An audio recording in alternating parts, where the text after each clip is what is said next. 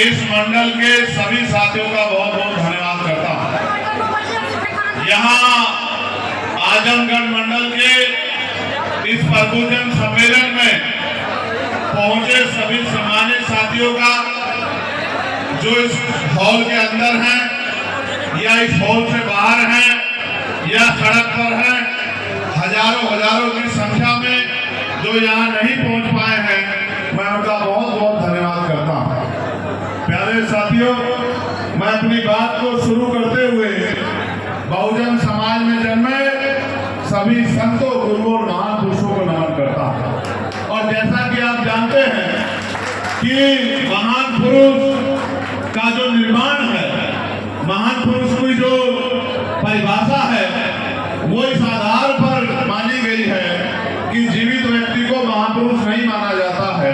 उस जीवित व्यक्ति के पूरे जीवन संघर्ष को उसका पैमाना बना के कि उसने अपने जीवन में समाज के लिए क्या किया, प्रदेश के लिए, देश के लिए, दुनिया के लिए क्या किया, उसी को आधार बना के उनको महापुरुष माना जाता है।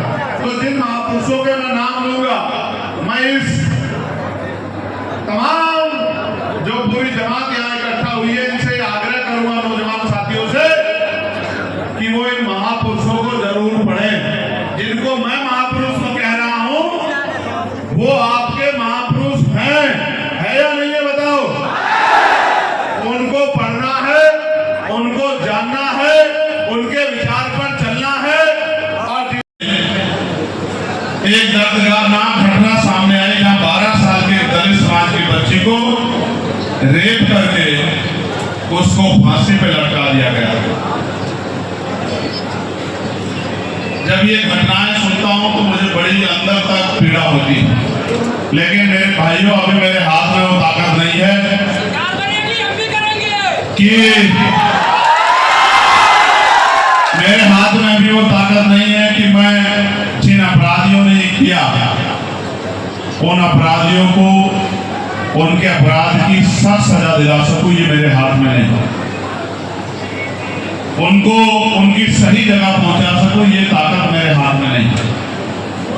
लेकिन मैं ये भी बताना चाहता हूं कि उत्तर प्रदेश की कानून व्यवस्था का यह हाल है जहां 12 साल की बच्चियां भी सेफ नहीं है और मुख्यमंत्री बड़े बड़े वादे करते हैं, मंचों पे बड़े बड़े भाषण देते हैं। अभी यहाँ बाराबंकी में आपने सुना होगा, एक शेड्यूल कास्ट का बच्चा जो अपने परिवार के साथ गया था जल चढ़ाने के लिए, मंदिर में उसको किस तरह पीटा गया, ये भी आपने वीडियो जो है कल से आपने सोशल मीडिया के माध्यम से देखा होगा। आपने देखा होगा इटावा में व्यासपीठ पे बैठने पर, भागवत कथा कहने पर किस तरह यादव समाज के लोगों की चोटी काटी गई, उनको मूत्र से क्या किया, शुद्धिकरण किया गया।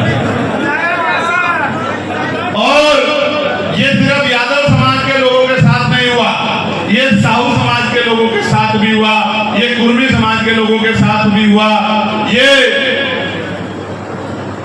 और भी लोधी समाज के कथावाचकों के साथ भी हुआ। मध्य प्रदेश में मैंने अपनी आंखों से देखा है, क्योंकि मैं तो तमाम के भाइयों को मैंने कहा कि भाई गेट संभाल लो, उन्होंने गेट की जिम्मेदारी उठा ली, उन्होंने सुरक्षा की जिम्मेदारी उठा ली। लेकिन आप ये सोचो, अगर प्राइवेट कर्मचारी कहता क्या उठाते, आप विश्वास नहीं करोगे। हालांकि पुलिस के साथियों से कई बार, क्योंकि पुलिस सरकार के अधीन है, उत्तर प्रदेश में पुलिस उत्तर प्रदेश सरकार के अधीन है, कई बार ऐसी घटनाएं होती है कि पुलिस के साथियों से नाराजगी होती है। लेकिन मैं आपको सच कह रहा हूं, जब आप जाओगे तो नीचे देखना, आपका कपड़ा पहना हुआ पतला है, उनका कपड़ा पहना हुआ वर्दी का मोटा है। आप देखना पसीने में उनके सारे कपड़े तर होंगे। नौकरी तो और भी बहुत सारी हैं, लेकिन वो अपनी जी जान लगा के नौकरी करने का काम करते हैं। इसलिए मैं आपसे आग्रह करूंगा कि पुलिस के भाइयों का सम्मान किया करो, ये मेरी आपसे दिल है। तो मैं बात आपसे कह रहा था कि निजीकरण, प्राइवेट सेक्टर गुलामी है। गुलामी कैसे? आप प्राइवेट कंपनी में काम करते हो, आपकी माँ बीमार है, बहन बीमार है, भाई बीमार है, बहन की शादी है, भाई की शादी है, आपके पिता बीमार है, आप छुट्टी चाहते हो, आप कहोगे सब छुट्टी दे दो, कहेगा परमानेंट छुट्टी ले जा, बहुत बड़े तेरे भाई। आप कहोगे इंक्रीमेंट बढ़ा कर दो सर, सैलरी बढ़ा दो, कहेंगे नहीं चला जा। आप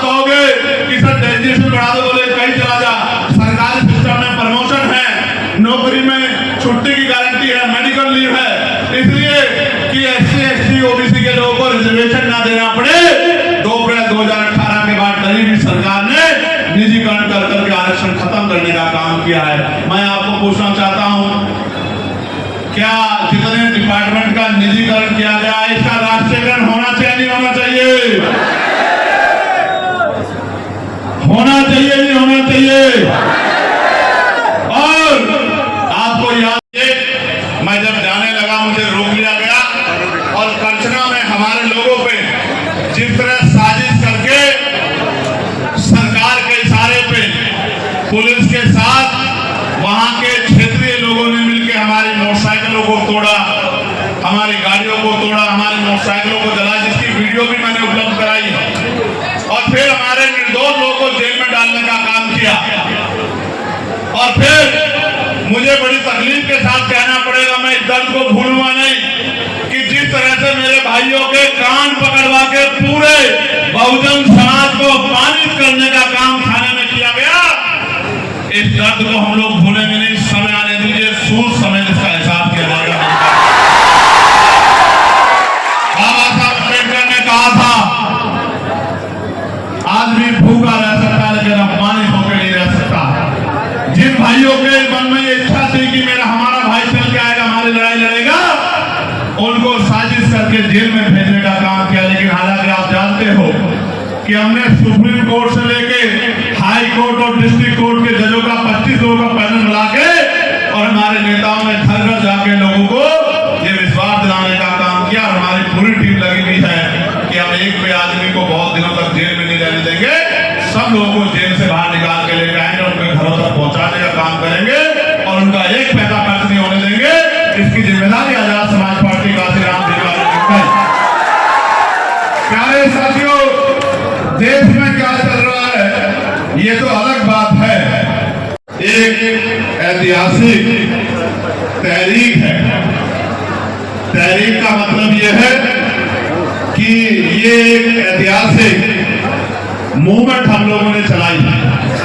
इस देश में प्रबुद्धजन लंबे समय से आपने देखा होगा कि बहुत सारी पार्टियां प्रबुद्धजन सम्मेलन कराती हैं और प्रबुद्धजन सम्मेलन में वो एक ही जाति के लोगों को प्रबुद्ध समाज कहकर उनके नेतृत्व में सम्मेलन कराती है। ये भारतीय संविधान के आने से पहले तो ठीक था, लेकिन जब से देश में भारतीय संविधान लागू हुआ है, भारतीय संविधान के अनुच्छेद 12 से लेकर 30 तक हमें मौलिक अधिकार दिए गए हैं। उन मौलिक अधिकारों में ये बात स्पष्ट कही गई है कि जाति धर्म के आधार पर किसी के साथ भेदभाव नहीं होगा और जाति धर्म स्थान के आधार पर किसी के साथ जुर्म जाति अत्याचार नहीं होगा। कोई छोटा नहीं होगा, कोई बड़ा नहीं होगा, कोई ऊंचा नहीं होगा, कोई नीचा नहीं होगा। सब लोग समान होंगे, सब लोग आगे बढ़ेंगे, सब लोग प्रेम से रहेंगे, सभी को समान अवसर मिलेंगे। तो जो दल ये कहते हैं कि एक ही जाति के लोग प्रबुद्ध होते हैं, वो बाबा साहब अम्बेडकर के संविधान को नहीं मानते, वो मनुस्मृति को मानने वाले लोग हैं, वो मनुस्मृति को मानने वाले दल हैं। मैं मानता हूं और हमारा दल ये मानता है कि इस देश का किसान, इस देश का नौजवान, इस देश की महिलाएं, इस देश का हक वंचित समाज जो बिल्डिंगें भी बनाता है, खेत में हल भी जोतता है, ट्रैक्टर भी चलाता है, जो खेती भी करता है, जो डॉक्टर, इंजीनियर, IAS, IPS, वकील, जज बाबा साहब अम्बेडकर के संविधान से पढ़ लिखकर बना है, वो हर व्यक्ति प्रबुद्धजन है।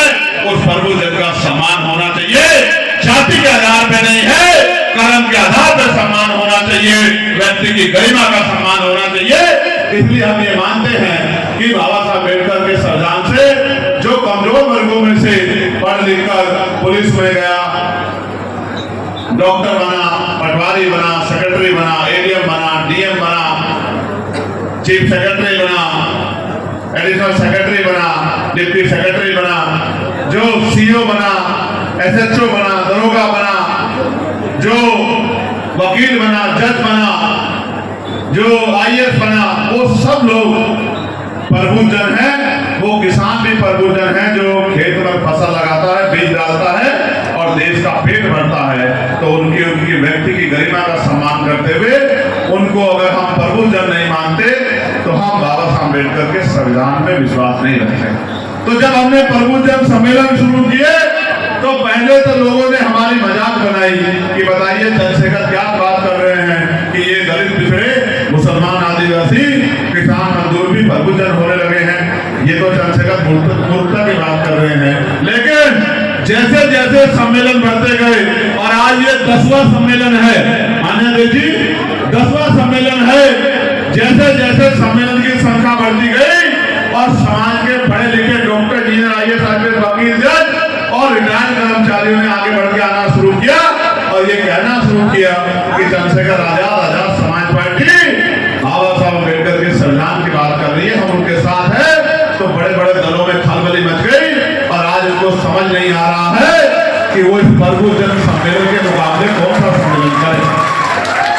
प्यारे साथियों, प्रभुजन सम्मेलन तो चल ही रहे थे, लेकिन अभी कल आजाद समाज पार्टी काशीराम की उत्तर प्रदेश की यूनिट में मुस्लिम संवाद का कार्यक्रम लखनऊ में करने का काम किया, प्रदेश की राजधानी में। भाई क्यों नहीं आए, अब्दुल्ला भाई क्यों नहीं आए, तो मुझे प्रदेश अध्यक्ष ने कर रहे हैं, इसलिए वो लोग नहीं आए। तो फिर मेरा विश्वास और